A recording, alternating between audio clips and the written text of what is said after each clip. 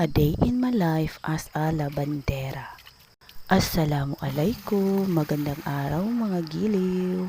It's Saturday and it's laundry day.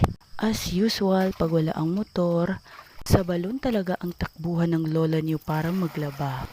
Pahirapan talaga ang sarili ay? Hindi, kumbaga exercise na ito. 200 metro lang ata ang layo ng balon sa aming bahay. Sa balon ay lalagyan na ng tubig ang mga baldi para sa pambanlaw ko mamaya. Kasi mga giliw, pag ako'y naglalaba, inihahanda ko na yung mga tubig na gagamitin ko pambanlaw. Kasi halimbawa, pag nakapagtapos na ako sa magsabon sa mga 10 or mga 20 pirasong t-shirt, ay agad ko namang binabanlawan ng 2 beses pagkatapos ay akin na itong isasampay. At sunod ko na ring sasabunan ang 15 or 20 pieces na t-shirt. Ganun ang paraan ko paglalaba para hindi ko maramdaman ang pagod agad-agad. Lalo na't mano-mano ang aking paglalaba. Pobre lang tabay, maundili ta ka-afford magwashing. At ipinapakita ko nga pala sa inyo yung balon na pinagkukunan namin ng tubig. Dito kami kumukuha ng panlaba at panligo, pero hindi ang inuming tubig. Ilang dekada na itong balon na ito, maaaring mas matanda pa nga ito sa akin eh. At ito naman ho yung mga halaman na sa paligid nitong balon, mga puno ng kahoy. Dati nga ho, takot ako mag-isang nagpupunta dito. Kasi nga, ang dilim ng paligid, tapos mayayabong pa yung mga damo. Marami nga ding nakatirang ahas dito dati eh. Dahil nung minsang naligo kami dito, ay may inabutan din kaming isa, nagpapahinga ata. O siya, ako'y magsisimula na at baka ako pa yung aabutan nila dito. Habang ako ngay naglalaba ay naalala ko yung kwento nila tungkol sa balong ito. Flashback?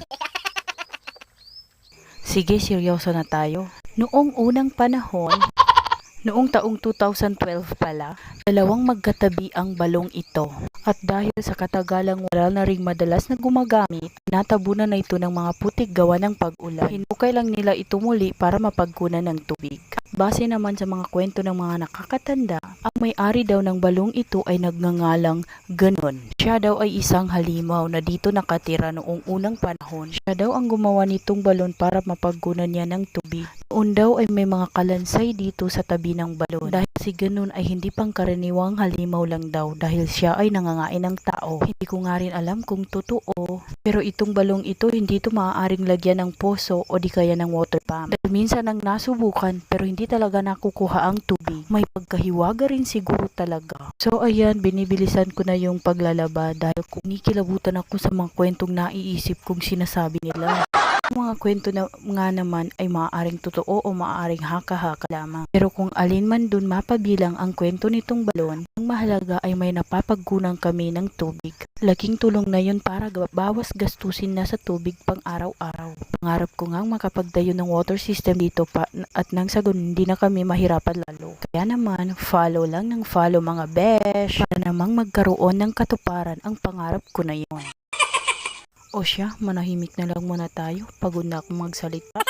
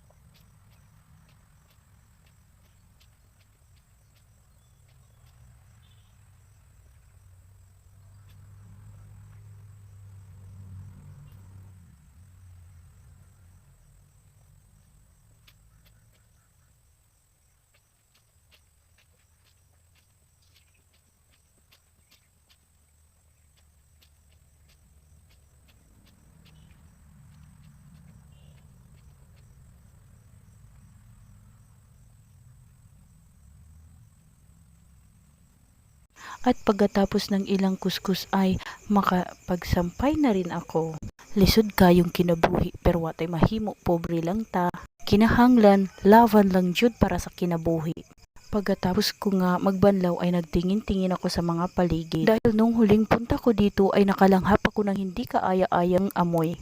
At eto, tingnan nyo kung anong nakita ko mga besh. Buto-buto ng naaagnas ng bayawak. Buti na lang at wala na itong amoy ngayon. O siya mga besh at ako'y magsasampay na. Sana po ay nasiyahan kayong manood. Maaari po kayong mag-comment para ma-shoutout ko po kayo sa susunod ko pang mga videos. Maraming salamat sa panonood. Have a blessed day. And don't forget to like, share, and follow po mga besh. Bye-bye. See you on my next vlog.